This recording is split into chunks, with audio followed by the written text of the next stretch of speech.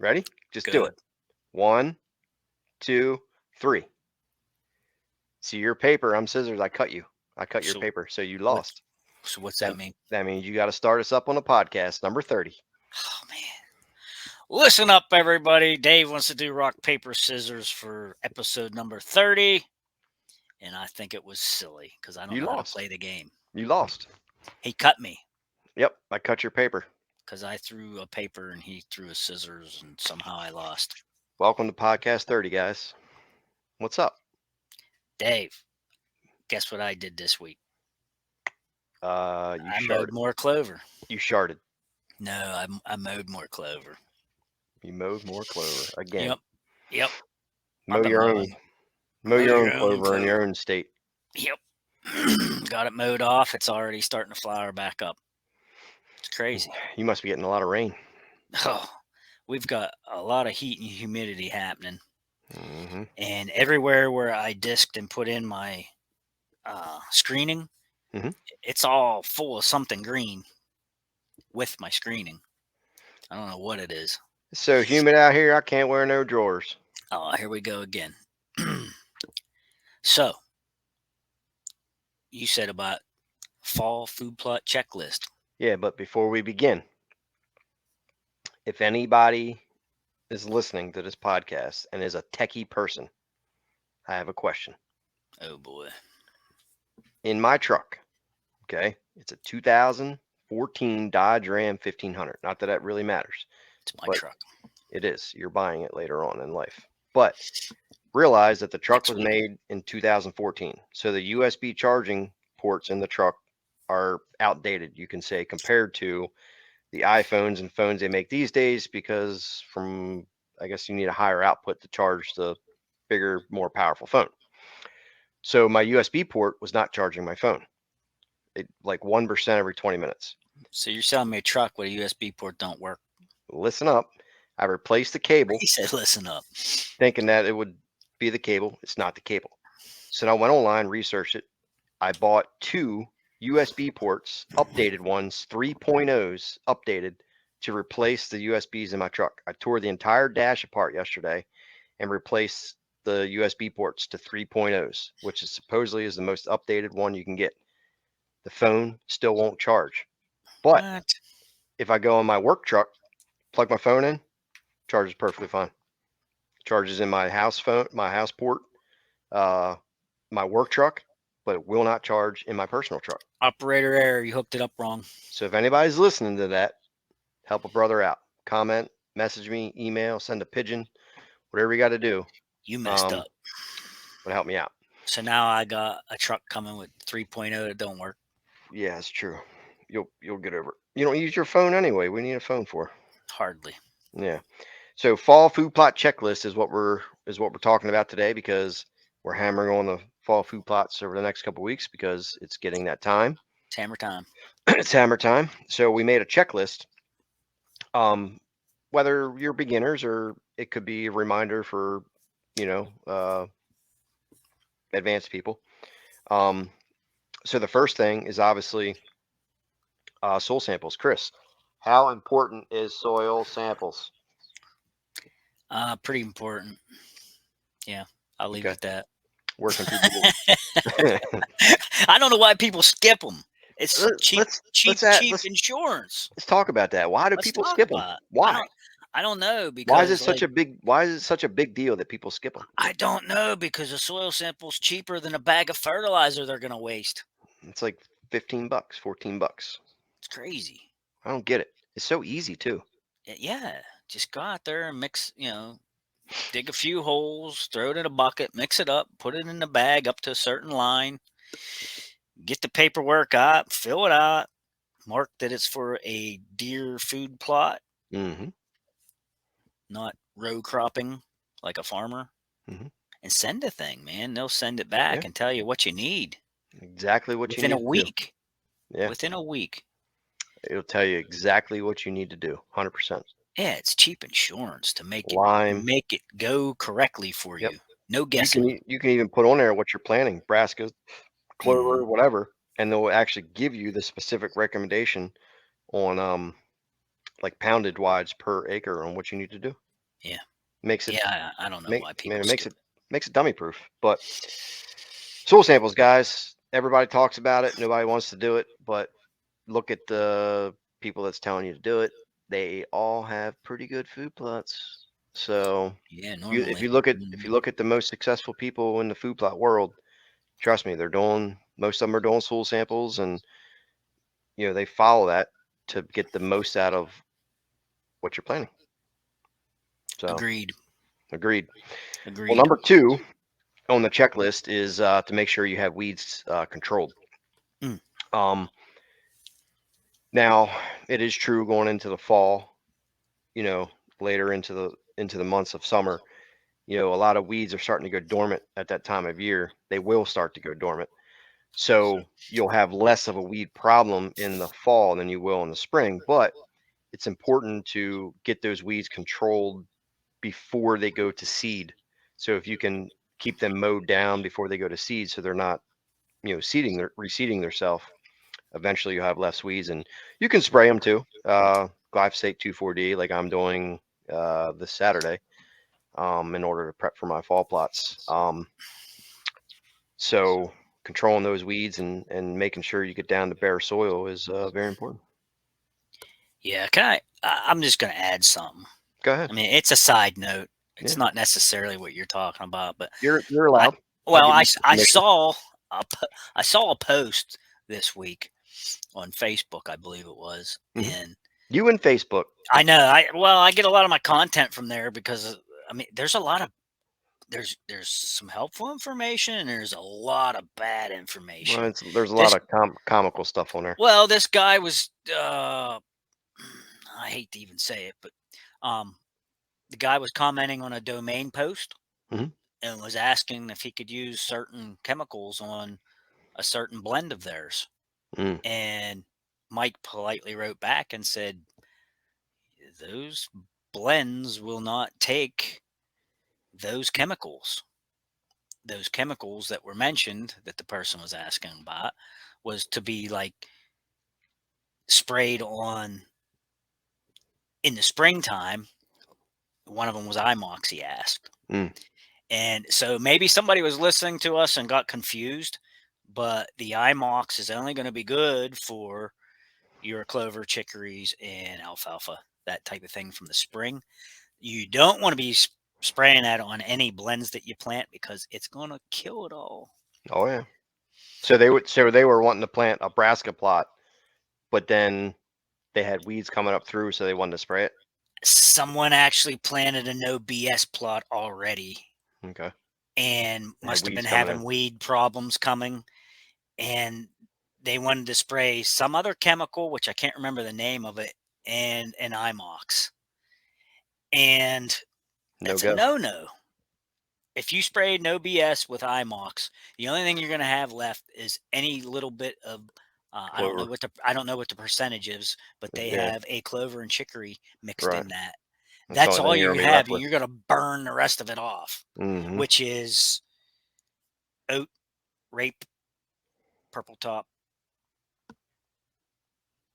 something else. Yeah, the Yeah, I think that's tillage radish. yeah, radish. Yeah, so they would totally wipe it all out, except they'd have just that small percentage of clover and chicory left, and they would be rather upset with themselves because they would probably call Mike and tell him that his food plot blend failed, and try to blame it on the seed. So Why do people do that? I don't know. There's a reason why stuff fails. I mean, Yeah, there's always a reason behind you it. just have to Whether figure it out. That's why I always said it's trial and error. I it mean, is with there's a everything. there's a lot of years that I've been planting and had failure and didn't know a whole lot. So it was trial and error till I figured it out. And then, of course, then I started learning more and took some classes and things and understood better. And, now I have nice plots. So, You learn from the best. yeah, yeah, Sturgis. Sturgis.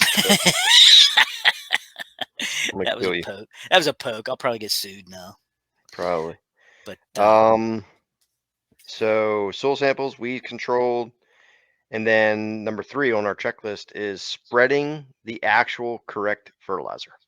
Mm, And if you get I want to bring this up because if you get soil samples, it'll tell you exactly what to add. right. You got the guys that say they make the posts on your Facebook stuff, not your, but Facebook stuff, but Yeah. Facebook. They'll say, "Hey, what fertilizers do I add for Brassica?" Well, Right. the standard response is triple 19 or triple 17, whatever, triple 18, whatever you Yeah. can get. 300 pounds per acre of triple 19. Right. That And seems to all be the that popular one. is a recommendation Yeah. based on what brassicas need. And brassicas need the nitrogen and Yeah. and all that, but you might not need that. Soil test will tell you that. Soil test will tell you. But the Well, other thing is it'll tell you how much lime you need if your pH is off. mhm, And then you get into the stupid questions about how much Pell lime equals a ton of real lime and all that yeah, stuff. That right. we've been through that. Yep. If it says lime, that's how much you put on. Well, a Period. good example of that is probably it's been a long time ago, 5, 6, 7 years ago. I planted a food plot behind my parents' house Mm, because back years ago there used to be a lot of deer back there. Well, um, typically when somebody starts a food plot, they just say, "Oh, they're just going to throw lime at it. They're not going to soil sample nothing. They're just going to throw right. lime at it." Well, I did the soil sample, and it was actually 6.9, and there's Mm, never been a food plot ever there. wow. Nothing planted, nothing. It was perfect pH. It's Well, if crazy. I just went out and bought 500 to 1,000 pounds of lime and added that, I wasted that much money. Hmm. Fertility levels, they were on point.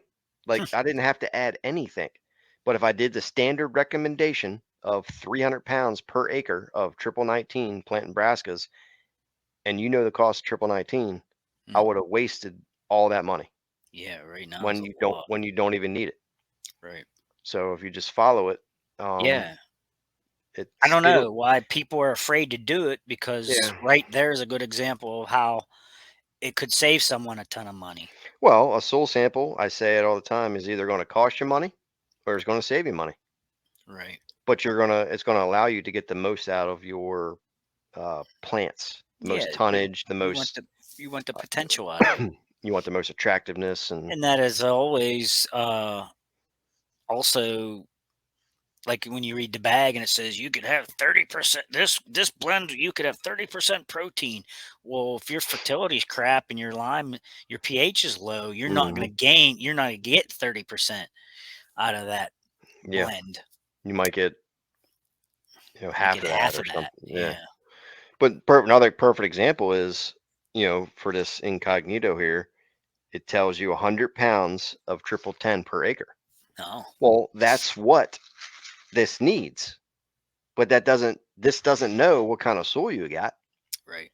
So a soil sample will tell you that. They're just writing on the bag or the jug or whatever of what that specific plant or blend Right. needs. And it needs the nitrogen, it needs the potassium and all that. So just keep that in the back of your mind. It's not too late to get soil samples. Another important factor with this on the checklist is try your best. I know some people live far away, but um, try to plant when there's rain in the forecast. And the main reason behind that is um, the longer your seed sits there, the longer it has to be. Man, it's pouring down outside. The longer it has for birds to eat it, turkeys to eat it, and also the longer it sits there with no rain, allows the growth of weeds to germinate because the Eh, weeds are going to grow before the plants yeah, ahead for of your it. Yeah. seeds. So if you can time it with a rain and that stuff germinates within a few days, you're going to have the best results that you possibly can. Yeah, it'll grow up faster and shade the weeds. Yeah, how many times in the past 3 years have you got caught in a rainstorm seeding? And it's Every time. hilarious every single time. Every time because I try to plant it just right and it works out great. But I hate getting wet like that. My Well, goodness. you have the benefit of that because you live right there. Yeah. Yeah. So But I'm you always up against a clock because I yeah, get home at 2:20 and there's always a rain cloud coming at 3 o'clock and I try yep, to beat it and I get and you soaked. get stuck. Hey, it happens to everybody eventually. I But get it works out. I mean, it's yeah, perfect. I mean, last year it rained and quit. And so I had soil moisture, which is yep, perfect. So I spread the seed, and then after I left, we got a nice light rain because the downpour that happened before that was not light. correct. But yeah, it is kind of funny, but I mean, how many I would times did I I would get rather get wet than put the stuff in the ground and have the bugs or the birds eat it, yeah, exactly. Or you know. turkeys will wipe you out. Oh yeah, yeah. Um, Which I'm seeing more of those here. yep. So try to time it, guys. I've been caught in the tractor at the farm trying to plant and seed, and I got caught in the rain. And I think the last year at the old farm, before it got sold, I planted that logging road that I pushed out with the skid steer, and I got caught. I mean, I was soaked and it poured Mhm. down, but it's perfect time. Yeah. Can't ask for nothing better than that. Mm-mm. Um, No, and that helps break down the fertilizer in the and the lime. lime, yeah, absolutely. Good point. Um, Next thing on the checklist is obviously it's going to be planting the correct plants Mm. for your situation. And I always break it down easy as possible is if you have a half acre or less, you need to be planting some sort of cereal grain mixture. Because if you have a high deer density and you're planting only a half acre of brassica, most time they're gonna wipe you out, and you're not gonna midway through the season or something, you're gonna be left with uh, a empty food plot, unless that's not a big deal to you. Some people may only be hunting maybe in an early season, up to the rut, and then they're done hunting, and that may work. Um, but if it's a larger plot, you can get away with brassicas. A lot of times they'll hold up. You get up, start getting above the half acres, 3/4 acre. Um, it just really depends on the deer density, but obviously, if you plant a food plot, you're going to attract more deer. So I really like to focus on something with those cereal grains because cereal grains are like your grass in your yard. You mow it, it grows right back. If a deer's eating it, it's going to grow right back. And Um, it's a little shade tolerant. Shade tolerant. A really good mixture for that is the no BS. Everybody loves that no BS. I do. It's like they're everybody. I planted it. I only planted it one time at the old farm, but you plant it every single year. Every year I plant it and I kill deer out of it every year. Does it hold up to browse pressure and all that pretty good? It does because the oats come on first and kind of nurses everything. And Hmm. they go along and they pick at that oat, and it seems to just keep taking the browse pressure off everything else, Hmm. you know. But Allows the yeah, brassicas and radish and all that to grow. yeah, yep. That's And got they purple top too, right? purple top, yep. And they wait a little while before they start hitting that, you know. So they're hitting the oats and It seems the like the clove oats are and first. chicory, Yeah, it seems like they pick up first, right. but Plus you get those the take the good browse pressure though. plus you get the regrowth in the spring. Yeah, I get the regrowth of all the You clover, get the which clover and which is really nice right now.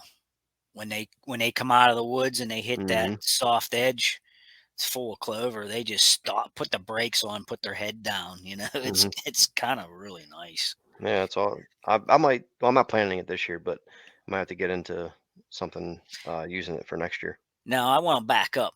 Yeah, it was your checklist, right? Yeah.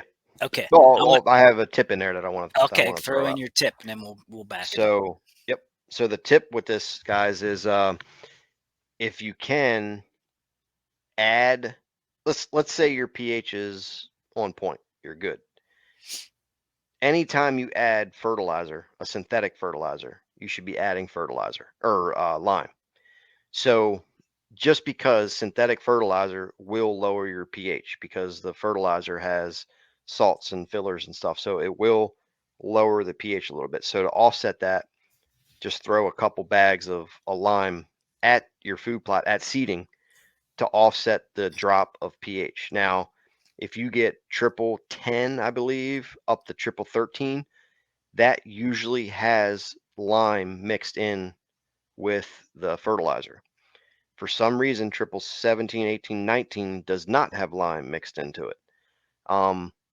But pay attention to that, and that's just a little tip because it just throws some lime there, calcium and stuff to sweeten the plants up a little bit, and it will offset the drop from your fertilizer. Yeah. How's I that mean, sound? yeah. I mean, that's a good thing because some people don't realize that it lowers pH. Yeah, synthetic fertilizer will lower your pH. So if you're constantly adding synthetic fertilizer, it's going to slowly drop your pH. Yep. Between that and Pell Lime every year, Mhm. you got to keep a good eye on your pH because it will go backward. How's the pH at your mother-in-law since you had that lime truck come in there? It was up. Yeah, it was Was up. It took a significant hike. You know, it went from like I don't think I took a whole point. I don't think it came up a whole point, but it was like 5.9 or 6.0 or something. It went up to almost 6.8 or something like that. Is it still there? Yeah, you can every once in a while, like when I disc, a chunk of something will come up, But You remember how yeah, much they added to that 16 ton is what I had in the truck. for 3 acres? No, we spread it on half the field.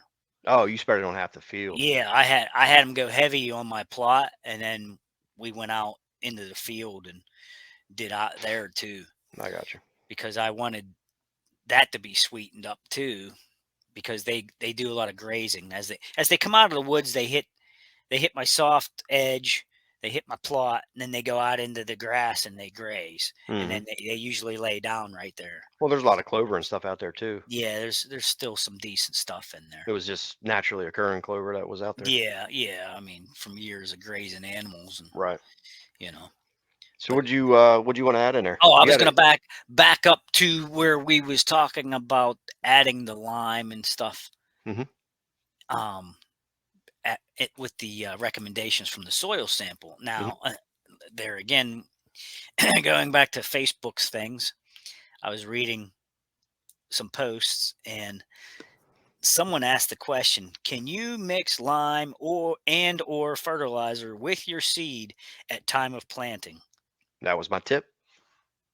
Okay, you should have seen how many no's. Really? No's. There was a lot of people that refused So to.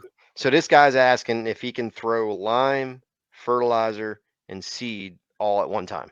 Yes. Okay.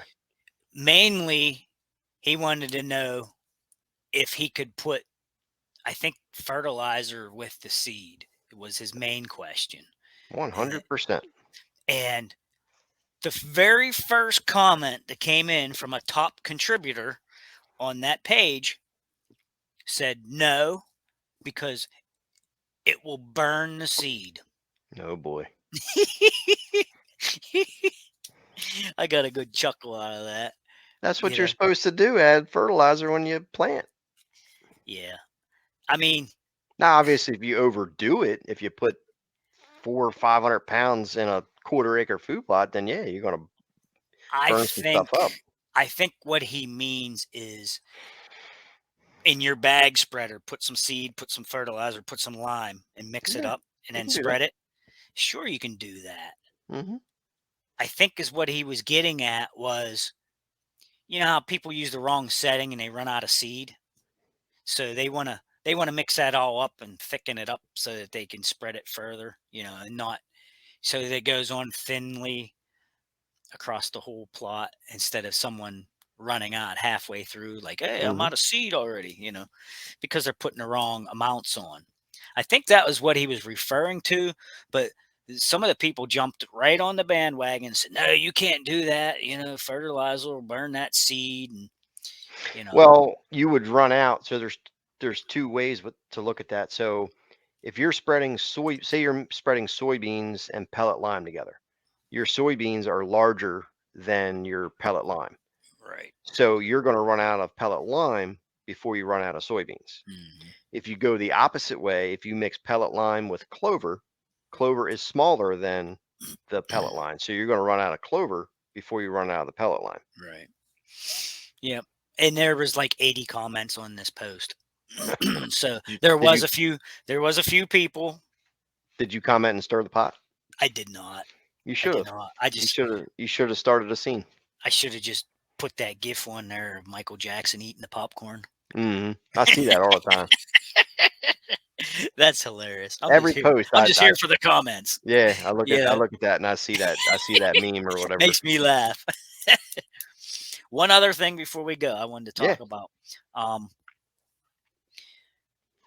this year, I'm going to try to take 2 hunts out of state. Never been Oh. out of state hunting before. One of them is the Sitka hunt to Maryland, Mm-hmm. and the other one was an invite I had to go camp out in New York for bear in the early season. Now, Upstate New York, right? upstate New York, Beautiful, Adirondacks. beautiful up there. Now, New York wants you to have your hunter education card number and be able to show that you have had your training in another state before you come to their state. Well, I couldn't find my card, right? So I called Harrisburg, and the guy said, and I thought he was pulling my leg. He's like, dude, just look up ilostmycard.com. And I What? started to laugh. It's even in the PA, the book you get with your license. It's in there. I found it. I saw it. And Wow. I was like, I thought he was pulling my leg, man. I lost my card.com. I started cracking up. I'm like, is that a real thing? He's like, yeah, that's why I'm telling you. I'm like, okay, dude, settle down. And he's like, there's a drop down box for PA, for states. He said, click on PA, another drop down box for what you're looking for. And he said, you'll find a hunter education card in there. I said, all right, I'll try it. I tried it. I wasn't in the system. And he told me if I wasn't in the system, call him back. So I ended up calling Harrisburg again. Said, no, I wasn't in their system. He says, well, I will transfer you to licensing upstairs. So he transfers my call, and I get someone, and they try to look it up manually in their computer system. And I am not in the PA system. But he said that is very common for anybody that took the hunter education class before 1987 and backward. Well, you are old, so. Yeah, so I'm old, so they did not record that probably. Mm-hmm. But he says, I will send you an affidavit and you fill it out and you tell me what year you think you took it and what month you think you took it. Take it to a notary, have it sealed and signed off, and send it in, and they'll issue a new card. Mm-hmm. It's a fee of $16, and the notary was $5. Okay, so I'm gonna have $21 in the thing plus a stamp, an envelope. Here's the kicker: all these people sitting in Harrisburg telling me what I could be doing to get that, right? Mm-hmm. I have to send this to Texas. Texas. Texas does our hunter education courses for Pennsylvania. Weird. They handle all that. Hmm. That just blew me away.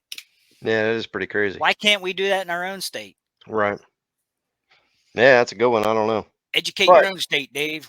I mean, at least you'll have it. Yeah. I mean, you still Yeah. got many years to hunt, so I'm And sure I told him my boy just took it in 2017, and I said his card don't have a number on it either. He's like, really? Just 2017? I said, yeah, it don't have any numbers on it. Now, And he the said, well, you're getting one of them in the mail too. So my boy's going to get a new card with a number, and I'm going to get a number. Gotcha. Now, Maryland, we have them. I've had my card since whenever Numbers on it? Yeah, there's numbers on it. It's a Oh, R. wow. It's a R dash something something something number. Okay. But now I did lose my card at one point. Mm-hmm. Not I don't need it anymore. Like I can buy Ohio license. 'Cause I hunt Ohio. I can hunt Kentucky. I've never needed my card anywhere that I've ever hunted. I've never needed it. Now I did used to hunt New York years ago, and I think that I had to get a replacement card in order to buy a New York license. Yeah. Now Zach, when he comes in, because he's PA resident, he's coming into Maryland. He last year he bought a Maryland license so we could hunt Sitka. Did not need his hunter safety card. So you won't need that here when you guys come down. For everybody who don't know, Zach and what's your name? Chimp. I think it's Chris. Chris is coming to Maryland, and we're all doing City sticker. a sick deer hunt now. Me and Zach went last year. We were both unsuccessful, You shot although one in the horn. that's not known. That's not confirmed. But I did shoot a sicka stag. Shot one in the horn. I did shoot a sicka stag, and the daggone thing was huge, and it fell over. Okay, it was sitting broadside. I shot it from my tree stand with my muzzleloader. Buck feeder. The thing flopped right over like a sack of potatoes, kicked for like 10 seconds, gets up and walks away like nothing ever happened. I got down, looked, not a single ounce of blood. I searched for hours. And when they get out into those cattails and marsh, you might as well just give up He shot it in the horn. because it was the craziest thing. But anyway, both of them are coming down, and we're all staying in a hotel. We're going for 3 days. Hotels booked. We all got permits, sick deer permits, and all that good stuff. And hopefully, between the three of us, Somebody's got to shoot something, we can get something down. even if it's a sickado. Something. So that's I want to taste it, sick meat is way better than whitetail. and I want to experience the bugles. For That- those of you who don't know, because I didn't know, Yep. they're like mini elk. You say So they're miniature elk. They were brought over, I believe, in 1917, I believe, but they were brought over from China and Japan, and they were dropped off onto James Island down in Dorchester County, and then they spread out through like 2 counties down there. I think Delmarva. Delmarva, yeah. Well, that's all the Delmarva area. But you got Dorchester and a couple other different counties that has sick deer, but Worcester, Winchester, yeah, all them Chesters. They live in the swamps. They live in the cattails, water. He said and water. and they bugle just like elk. I mean, it sounds like elk. I mean, every morning and every afternoon, you'll just hear them. I mean, fall out of a tree. It's the most coolest thing ever. So I mean, you're hunting in the clear cuts and the swamps and the pines and everything, and you got the sunrise coming up over the cattails, and it's cool mornings. The bugles are going on, and I don't know, man. It's fun. He's excited. I am. I'm very, very excited. So that is episode 30. Yes, it is episode 30. I'm gonna go eat some cookies and slap Chris in the face. I think I'm having spaghetti. Nice.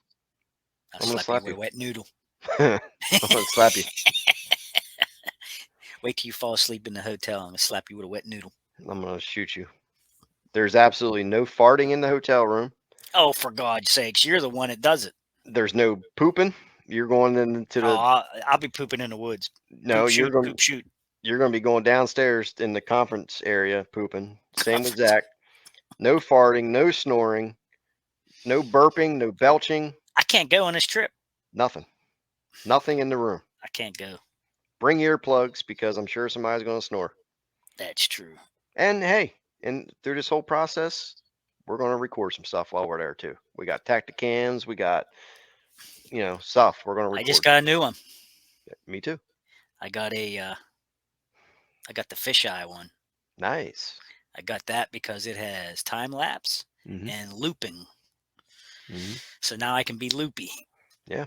Episode 30. Wrapped up. Thanks, guys. Thanks for listening. Catch y'all later. Comment and let us know about some USB ports. Why won't my phone charge? So later.